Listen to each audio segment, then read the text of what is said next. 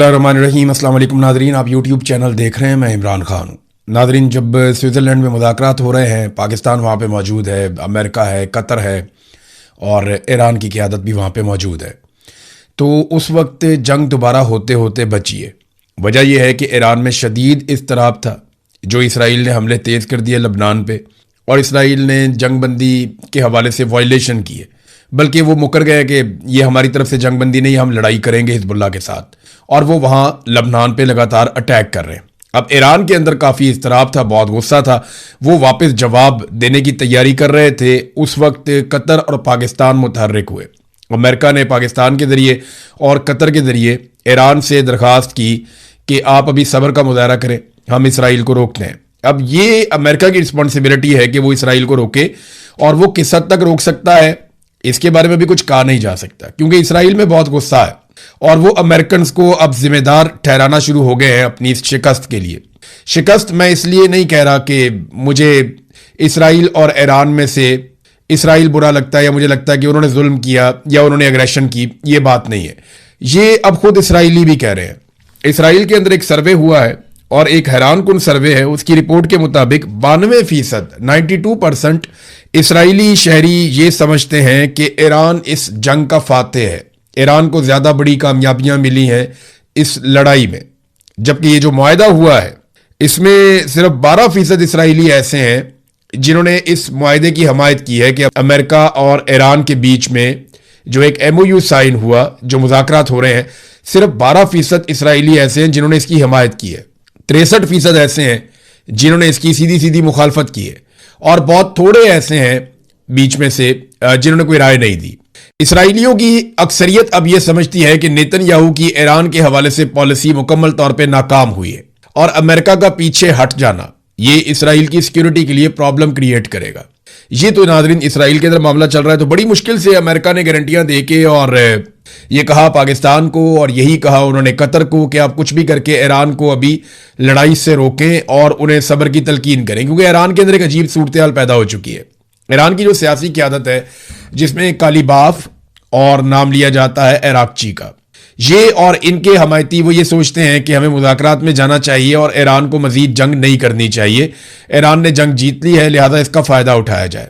जबकि supreme leader Mushtaba खामनाई और उनके हमायती जो बहुत बड़ी तादाद में है, और ईरानी फ़ौज भी उस तरफ है, तो उनका ये मानना है कि नहीं, अमेरिका के साथ इस किस्म का कमज़ोर मुआहदा नहीं करना चाहिए, हमें बड़ी मजबूती से अमेरिका के सामने खड़े होकर बात करनी चाहिए, और हमारे साथ धोखा हो सकता है। अब एक तरफ इसराइल है, उसका इंतहाई सख्त मौक़िफ़ है, दूसरी तरफ मुश्तबा खामनाई और उनके हमायती हैं, उनका बड़ा सख्त मौक़िफ़ है। जबकि अमेरिका अपने मौक़िफ़ से पीछे हट चुका है और कुछ हद तक लचक दिखाई है ईरान की क़यादत ने, लेकिन उन पर शदीद दबाव है। अगर इसराइल बार बार हमले करता है और बार बार जंग बंदी की खिलाफ वर्जी करता है, तो फिर ईरान के पास रास्ता बचेगा नहीं, शदीद तरीन अवामी दबाव पैदा हो जाएगा। सुप्रीम लीडर की लोकेशन क्या है, ये बहुत इंपॉर्टेंट है कि वो कहाँ पे हैं और किस तरह से मौजूद है। देखिए, अभी जो आयतुल्लाह अली खामनाई की शहादत के बाद उनका नमाज जनाजा, उनकी तदफीन की तकरीबात, और ये बहुत सारा कुछ होगा आने वाले दिनों में।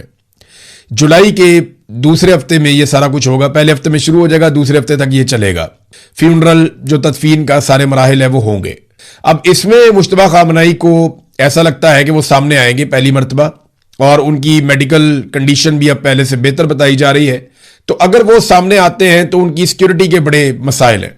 दूसरा, वो अभी जिस जगह पे है ईरान के अंदर, जो ईरानी क़यादत है, उनमें से भी बेशतर लोग नहीं जानते कि मुश्तबा खामनाई किस जगह पे महफूज हैं, किस शहर में हैं, किस जगह पे हैं, किस नौइयत की वो सिक्योरिटी है जो उनके आसपास है। तो ये बहुत कम लोग जानते हैं, हत्ता कि ईरान के अंदर बहुत ताकतवर लोग भी नहीं जानते कि जो ईरान के इस वक्त के सुप्रीम लीडर हैं वो किस जगह पे महफूज मकाम पे मौजूद हैं। क्योंकि ईरान के अंदर से ही खबरें लीक होती हैं, ईरान के अंदर से ही लोग गद्दारी करते हैं, और उसके नतीजे में बमबारी होती है। पहले इससे ईरान के बहुत सारे साइंटिस्ट शहीद हो गए, बहुत सारे जर्नैल शहीद हो गए, बहुत नुकसान हुआ ईरान का, बार बार हुआ, उनके इंटेलिजेंस के लोग शहीद हो गए। तो अब वो मुश्तबा खामनाई को मुकम्मल तौर पे हाई सिक्योरिटी के अंदर रखे हुए हैं। तो फिलहाल तो नादरीन जंग होते होते रुक गई, और अच्छी बात यह है कि अब मुज़ाकरात होंगे। कतर और पाकिस्तान जो है वो इसके अंदर सालसी का रोल प्ले कर रहे हैं, जबकि अमेरिका और ईरान के बीच में मुज़ाकरात हो रहे हैं। जेडी वेंस से अमेरिकी वफद ने उनकी क़यादत में पाकिस्तानी वफद से मुलाकात की। यहाँ पे शहबाज शरीफ थे और उनके साथ फील्ड मार्शल आसिम मुनीर थे और दीगर लोग थे। उस तरफ से जैरेड कुशनर जो डोनाल्ड ट्रंप के दामाद हैं, स्टीव विटकॉफ, और जो क़यादत कर रहे हैं वो जेडी वेंस जो अमेरिका के नायब सदर हैं। अमेरिकी नायब सदर ने फील्ड मार्शल आसिम मुनीर का शुक्रिया अदा किया और शुक्रिया अदा करते हुए कहा कि आपने जो हमारे लिए किया उसके लिए बहुत शुक्रिया और ये आप ही कर सकते थे। तो ये बात बिल्कुल उनकी दुरुस्त है कि फील्ड मार्शल आसिम मुनीर ने अमेरिकी मफाद के लिए बहुत जोर लगाया। उन्होंने बहुत कोशिश की अमेरिका को इस गर्दाब से निकालने के लिए जिसमें अमेरिका अपनी गलती से इसराइल के उकसाने पर फंस गया था।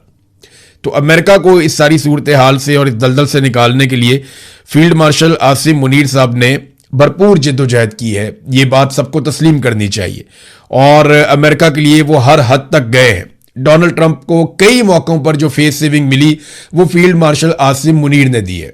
शहबाज शरीफ से दिलवाई बेशक, पाकिस्तान का नाम इस्तेमाल हुआ, लेकिन फील्ड मार्शल आसिम मुनीर ने ना सिर्फ बार बार डोनाल्ड ट्रंप को फेस सेविंग दिलवाई बल्कि अमेरिका को इस गर्दाब से निकालने के लिए उन्होंने अपनी पूरी जिद्दोजहद की और पाकिस्तान के जितने ताल्लुकात थे ईरान के साथ 70 साल या उसके साथ एक हमारी हमसायगी है, वो एक बरादर इस्लामी मुल्क है, उनको इस्तेमाल किया किसी तरह भी अमेरिका को इस डिफिकल्ट सिचुएशन से निकालने के लिए। तो अभी अमेरिका पूरी तरह से निकला नहीं है क्योंकि इसराइल अमेरिका को किसी भी वक्त इस मामले में मुकम्मल तौर पे दोबारा फंसा सकता है। तो अब ये अमेरिकन पे डिपेंड करता है कि वो किस तरीके से इसराइल को रोक कर रखते हैं और अगर इसराइल बाज नहीं आता तो फिर इसराइल और ईरान दोनों को आपस में दो दो हाथ कर लेने दें। मेरी गारंटी है कि 2-4 दिन के अंदर इसराइल हमेशा के लिए बाज आ जाएगा। अब नाजरीन, फील्ड मार्शल आसिम मुनीर साहब ने यह एपिसोड तो कर दिया, लेकिन अब थोड़ा सा वक्त निकालें और भारत का सांस बंद करें। आपने सुना कि फील्ड मार्शल के जो DGISPR है वो क्या कह रहे हैं कि तुम हमारा पानी बंद करोगे, हम तुम्हारा सांस बंद कर देंगे। तो जरा भारत का सांस बंद कर दें मेहरबानी करके, क्योंकि भारत ने हमारा पानी रोक लिया और लगातार पानी रोक रहा है। ये इंटरनेशनल प्लेयर्स जो हैं ये एक दूसरे के साथ मफाद की लड़ाई लड़ते रहेंगे, इनकी जंगें चलती भी रहेंगी और सुलह भी होती रहेगी। आप उसमें रोल प्ले कर रहे हैं, बड़ी अच्छी बात है, लेकिन जो असल काम है, जो ड्यूटी है आपकी, जिसके लिए पाकिस्तानी कौम आपको तनख्वाह देती है, वो काम करें प्लीज़। हमारा पानी भारत से छुड़ा कर दें, हमारे पानी पे कब्जा हो गया। राणा सनाउल्लाह को बयान दिए हुए लगभग 48 घंटे हो गए हैं, 2 दिन हो गए, लेकिन अभी तक इंडिया से पानी छुड़वाने का अमल शुरू नहीं हुआ। राणा सनाउल्लाह ने कैटेगोरिकली कहा कि ये खबर 100% नहीं बल्कि 110% दुरुस्त है कि भारत ने हमारा पानी रोक दिया और भारत हमारे पानी पे कब्जा कर चुका है और वो जब चाहेगा पाकिस्तान को खुश्क साली का शिकार कर देगा और जब चाहेगा पाकिस्तान को सैलाब के अंदर डबो देगा। तो ये बड़ी ज्यादती है। तो एक तो अब फील्ड मार्शल साहब को टाइम निकाल के थोड़ा पाकिस्तान पे और पाकिस्तान के वसाइल पे तवज्जो देनी चाहिए जो भारत छीन रहा है, जो उनकी प्राइम ड्यूटी है। नाजरीन, बलूचिस्तान के अंदर जो है वो एक अजीबोगरीब सूरत हाल पैदा हो गई मारंग बलूच के हवाले से और उनके साथ जो दीगर लोग इस वक्त गिरफ्तार हैं और उन्हें जेल के अंदर रखा गया है। पहले उनके ऊपर ट्रायल हो रहा था, उनको अदालत में लाया जाता था, फिर बाद में सिस्टम डर गया और उन्हें अदालत में लाना बंद कर दिया। अब इससे पूरी दुनिया में तासुर क्या जा रहा है? तासुर ये जा रहा है कि मारंग बलूच को अगर कोयटा में सिक्योरिटी नहीं दी जा सकती तो ये कैसे दावा कर सकते हैं कि बलूचिस्तान में अमनो अमान है। बलूचिस्तान में अमनो अमान की सूरत हाल का अंदाजा आप यहां से कर ले कि एक निहत्ती खातून है, एक अकेली लड़की, उसको अदालत में पेश नहीं कर सकते, हालांकि थोड़ा सा फासला है, उसको निकालें और निकालकर अदालत में लाकर पेश करें। लेकिन बहादुरी का लेवल यह है कि एक लड़की को अदालत में पेश करने से डरते हैं। तो डॉक्टर मारंग बलोच जो है उनका पहले जेल ट्रायल शुरू किया गया और अब एक नया ट्रायल शुरू किया गया है जिसे फेसलेस ट्रायल कहते हैं। मारंग बलोच की बहन ने इसके ऊपर बड़ी आवाज उठाई है, लोग बार बार एहतजाज करते हैं। फेसलेस ट्रायल क्या होता है? उन्होंने ये बताया मीडिया को कि ना जज का पता है, ना प्रोसिक्यूटर का पता है कि वो कौन है और ना गवाह का पता चलेगा कि वो कौन है और उसने क्या गवाही दी है।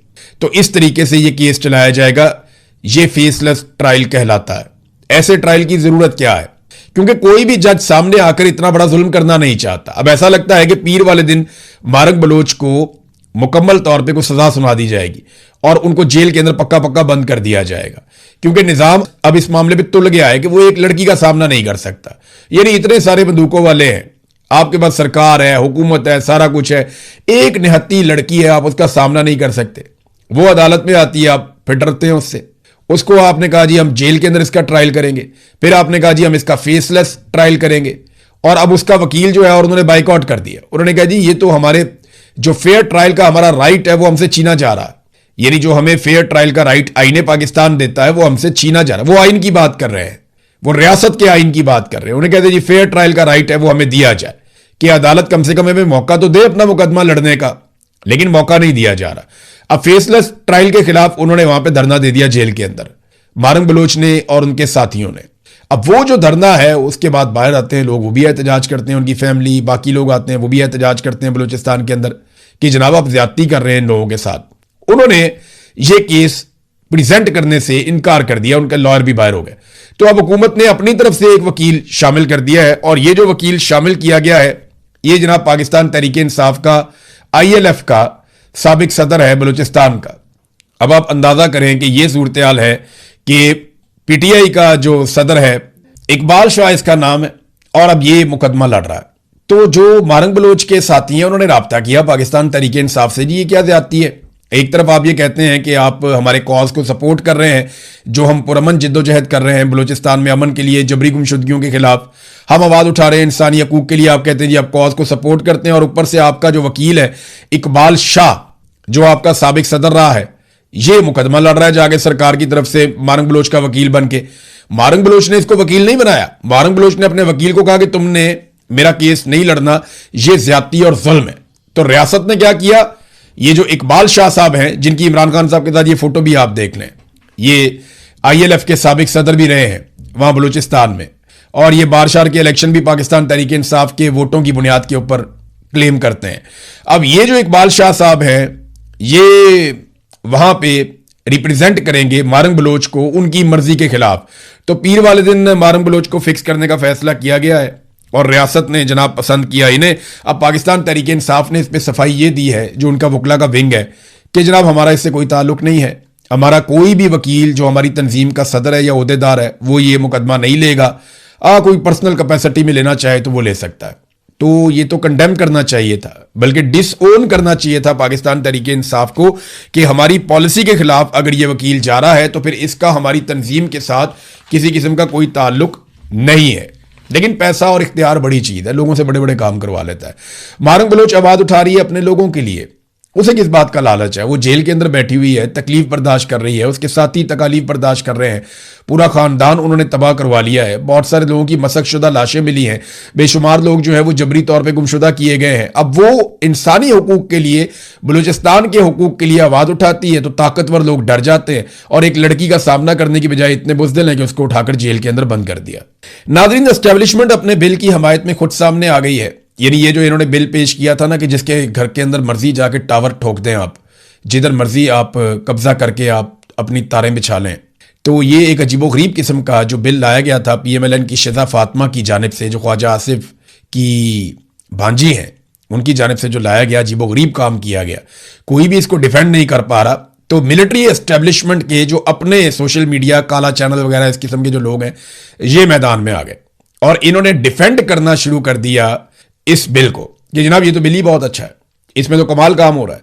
यानी पूरे पाकिस्तान में कोई भी जी शऊर आदमी इस भोंडी हरकत को डिफेंड नहीं कर पा रहा, लेकिन मिलिट्री एस्टेब्लिशमेंट के जो अपने सोशल मीडिया के वर्कर्स और चैनल्स हैं, काला चैनल समेत, वो अब इसके दिफा में सामने आ गए हैं। तो खुलकर वो ये चाहते हैं कि कंट्रोल उनका होना चाहिए, और उनका रिटायर्ड जर्नैल जो बैठा हुआ है PTA के ऊपर, उसके बाद ये इख्तियार होना चाहिए कि वो कंपनियों के जरिए से जिस मर्जी आदमी की प्रॉपर्टी के अंदर बढ़ जाए, और जो घुसने की इजाजत ना दे उसके ऊपर जनाब जुर्माना भी कर दिया जाए, करोड़ों रुपए का, उसको उठाकर जेल के अंदर भी बंद कर दिया जाए। ख्वाजा आसिफ साहब की नाजरीन वक्तन फवक्तन गैरत जागती है। यानी अभी उन्होंने वीगो डालों के ऊपर अटैक कर दिया। ख्वाजा आसिफ ने कहा जी ये क्या बेहूदगी है, ये वीगो डाले यहाँ फिरते हैं वहां फिरते हैं, ये कल्चर ठीक नहीं है। फिर वो बता रहे थे अरकान असेंबली को और नए वज़रा को कि आदाब क्या होते हैं, और उन्हें यह बता रहे थे कि जनाब इखलाकियात क्या होती हैं। तो ख्वाजा आसिफ साहब ने इखलाकियात के लिए आवाज़ उठाई। ये वो शख्स है जो उस वक्त नहीं बोला जब नकाब पोश इसी ऐवान के अंदर कौमी असेंबली में दाखिल हो गए थे। ये तब भी नहीं बोला जब प्रोडक्शन ऑर्डर को बूटों के नीचे रौंदा जा रहा था। ये तब भी नहीं बोला जब रेहाना डार का मैंडेट छीन कर फार्म 47 की सूरत में इसके हाथ में थमा दिया गया और ये कौमी असेंबली पहुंच गया, तब भी नहीं बोला। इनकी इखलाकियात जो है ना बड़ी सेलेक्टिव है, जैसे बिलावल की गैरत बड़ी सेलेक्टिव है। जो आज मारंग बलोच के साथ हो रहा है, अगर ये आसिफा जरदारी के साथ हो तो बिलावल की चांगड़ें आप सुनेंगे वो आसमानों तक जाएंगी। फिर ये कहेगा कितने बेगैरत हो आप, ये तब ये बात करता है जब इसकी पुप्पो उठाई जाती है करप्शन में, लेकिन जब मारम बलोच बेगुनाह उठाई जाती है तब ये नहीं बोलता। और ये दावेदार है कि मैं लीडर हूं। इस तरह के लीडर नहीं होते, ये फीडर से ही लीडर है।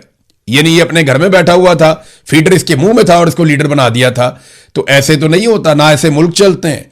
और स्टैब्लिशमेंट को ऐसे लोग इसलिए प्यारे लगते हैं कि ये छुप छुप के जूते पॉलिश करते हैं। कई लोग सामने आकर करते हैं, कई लोग छुप छुप के जूते पॉलिश करते हैं। और इनका जूते पॉलिश करने का फैमिली का रिकॉर्ड बड़ा कमाल है, इनके नाना से शुरू है। यानी वो डैडी कहते थे अयूब खान को, फिर वो इनकलाबी बन गए, बड़ी अच्छी बात है, उन्होंने कुर्बानी दी और अपने सारे दाग धो दिए। बेनजीर भुट्टो ने अपनी शहादत तक अपने सारे दाग धो दिए, लेकिन ये बाप बेटे ने पीपल्स पार्टी में जितने दाग लगा दिए हैं ना, ब्रूट मेजॉरिटी से लेकर एस्टेब्लिशमेंट के हाथ मजबूत करने तक, ये दाग अब नहीं धुलने। ये इनके चेहरों के ऊपर ये कालक मली गई है और ये हमेशा रहेगी। और इनकी हरकतों और इनकी सहूलतकारी की वजह से आज पाकिस्तान यहां पहुंच गया है कि पाकिस्तान में गैर मुल्की सरमायाकारी की अब क्या सूरत हाल है, ये जरा आप खबर देखें। खबर तो डिफरेंट अलग अलग न्यूज चैनल पे आई है, लेकिन इसमें जो किस्मत खान साहब हैं उन्होंने बड़ी जबरदस्त रिपोर्टिंग की है। पाकिस्तान में की जाने वाली गैर मुल्की सरमायाकारी में हर बरस कमी हो रही है। ऐसा नहीं है कि इमरान खान के दौर के बाद से अब कमी हुई, नहीं, हर साल कम होती है, फिर उसके मुकाबले में अगले साल कम होती है, फिर उसके मुकाबले में अगले साल कम होती है, फिर उसके मुकाबले में अगले साल कम होती है। ये जो पिछले साल 2024-25 वाला मामला था, या 25-26 वाला मामला था, क्योंकि 26 अब आ गया ना, तो पिछले साल का जो बजट था, इस दौरान पाकिस्तान में 1.56 अरब डॉलर यानी 156 करोड़ डॉलर की सरमायाकारी आई थी गैर मुल्की। लेकिन इस साल कितनी गैर मुल्की सरमायाकारी आई है? ये 47 करोड़ 76 लाख डॉलर रही है, आधी से भी आधी, यानी 33% लगभग रही है पिछले साल के मुकाबले में। यानी पिछले साल के मुकाबले में 3 गुना कम सरमायाकारी हुई है इस साल। पिछले साल उससे पिछले साल के मुकाबले में कम हुई, उससे पिछले साल मजीद कम हुई। तो ये लगातार हम नीचे की तरफ जा रहे हैं। इस तरह पाकिस्तान में सरमायाकारी कम होती चली जा रही है, होती चली जा रही है। ये बीबीसी की एक खबर आप देखें कि सिर्फ ये गुज़िश्ता जो माली साल है, इसमें पिछले चंद महीनों के दौरान पाकिस्तान से जो गैर मुल्की सरमायाकार हैं उन्होंने 73 करोड़ 60 लाख डॉलर्स निकाल लिए हैं। बाहर से जो सरमायाकारी आई वो 47 करोड़ डॉलर आई है, पाकिस्तान से जो निकल गई वो लगभग 74 करोड़ डॉलर है। जितनी आई उससे दुगनी लगभग निकल गई। ये है पाकिस्तान के अंदर इस वक्त सरमायाकारी की सूरत हाल। ये पाकिस्तान के साथ कर दिया इस टोले ने, पीपल्स पार्टी ने और पीएमएलएन ने, इन दोनों ने मिलकर। नादरीन, असद उमर साहब ने एक ट्वीट किया और सजाओं के हवाले से बताया। मैं चाहूंगा मैं जरूर आपको वो ट्वीट पढ़ के सुनाऊं जो यास्मीन राशिद साहिबा के साथ, उमर चीमा साहब के साथ, महमूदुर रशीद साहब के साथ और एजाज चौधरी साहब के साथ हुआ। उन्होंने कहा जी एक ऐसे मुकदमे में यास्मीन राशिद, एजाज चौधरी, महमूदुर रशीद और उमर चीमा को सजा सुना दी गई जो जिस वाकये का मुकदमा था उस दिन ये चारों पहले ही गिरफ्तार होकर जेल में मौजूद थे। यानी जिस दिन मुकदमा हुआ, जिस वाकये के ऊपर यह मुकदमा हुआ, जब वो वाकया हो रहा था तो असद उमर साहब बता रहे हैं कि ये सारे उस दिन जेल में थे। अंदाजा करें आप। और ये जेल के अंदर से तफ्तीशी ने कहा मेरे पास इनके खिलाफ कोई सबूत नहीं है, लेकिन फिर भी इन्हें सजा दे दी गई। अदर मशवानी साहब ने अब बताया कि इनको टोटल सजाएं हुई कितनी है।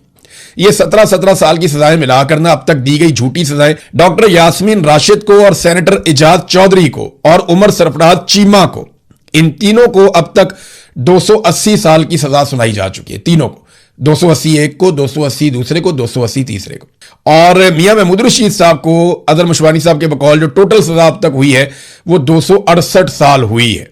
इनके अलावा भी 4 वर्कर को सजाएं सुनाई गई जो वकूआ के दिन जेल के अंदर थे, लेकिन इसके बावजूद उन्हें सजाएं सुना दी गई हैं। ये नाजरीन पाकिस्तान के अंदर सूरत हाल है। यानी आपको हैरत नहीं होती कि एक बंदा जेल के अंदर है, बाहर वकूआ होता है, उसको जेल के अंदर सजा हो जाती है कि जनाब तुमने ये किया वकूआ, और उसको सजा सुना दी जाती है। और यास्मीन राशिद जिन्होंने हजारों जिंदगियां बचाई, हजारों ऑपरेशंस किए, सारी जिंदगी इंसानियत के लिए उन्होंने वक्फ की है, ऐसी खातून के ऊपर जो है वो 280 साल तक की सजाएं सिर्फ इसलिए सुना दी गई कि उन्होंने आसिम मुनीर की बात नहीं मानी। आसिम मुनीर साहब के मौक़िफ़ से उन्होंने इख्तलाफ किया और वो अपने मौक़िफ़ पे डट गई। एक मिलिट्री जनरल इतना ताकतवर होता है पाकिस्तान में कि वो जो चाहता है निज़ाम से करवा लेता है। ये बात नवाज शरीफ भी जानते हैं, इसलिए आजकल नवाज शरीफ धीमे धीमे रहते हैं। नाज़रीन, एक आखिरी खबर मैं आपको सुनाता हूं, वो ये है, ये जियो न्यूज़ पे आई है। खबर यह है कि खैबर पख्तूनख्वा हुकूमत ने वफाक को ग्रांट इमरान खान के साथ मुलाकात से मशरूत कर दी है। इस पे जो है स्टेटमेंट शफी जान का भी है, इस पे एक स्टेटमेंट मुजम्मिल असलम का भी है। देखिए, ये कि इमरान खान से मुलाकात करवाएं, फिर हम वफाक को जो है वो ग्रांट देंगे, जो कटौती हम तब करेंगे, वरना हम पैसा आपको नहीं देंगे। अब केपीके ने बजट तो बड़ा बैलेंस पेश किया और अच्छा बजट पेश किया, मैंने उसको पढ़ा है, वो निस्बतन एक बेहतर बजट है इतने वसाइल में। लेकिन मुझे ये समझ नहीं आ रही, इतनी बड़ी पॉलिटिकल पार्टी है, अब वो रिश्वत देगी इमरान खान से मुलाकात के लिए? वो इमरान खान जिसमें पाकिस्तान में जेल से बैठकर 2/3 अक्सरियत ले ली, वो इमरान खान जो पाकिस्तान के अंदर उसके बदतरीन मुखालिफिन कहते हैं कि वो आज भी 90% तक मकबूल है, वो इमरान खान जिससे निजाम इतना डरता है कि उसको सामने नहीं ला सकते, उसकी आवाज नहीं सुनवा सकते, वो इमरान खान जिसके साथ पाकिस्तान के नौजवानों की अक्सरियत खड़ी है, उसकी पॉलिटिकल पार्टी इतनी मजबूर है कि उस इमरान खान से एक मुलाकात के लिए वो पैसे ऑफर कर रही है कि अगर हमसे पैसे लेने हैं तो ये सौदेबाजी करो, हम तुम्हें पैसे देते हैं, तुम हमारी इमरान खान से मुलाकात करवा दो। ये बहुत कमजोरी है। इमरान खान नौजवानों को शायद इसलिए तो नहीं लाया था कि वो इस किस्म की कमजोरी शो करेंगे। सोहेल आफरीदी के पास एक बड़ा मौका था, शायद अब भी है, कि वो नौजवानों को इकट्ठा करते और मिलिट्री एस्टेब्लिशमेंट को उनकी औकात दिखाते कि ये नौजवान आपको बहा कर ले जाएंगे, वरना आप कौम के सबसे मकबूल लीडर के साथ कानून के मुताबिक सलूक करें। लेकिन वो ऐसा करने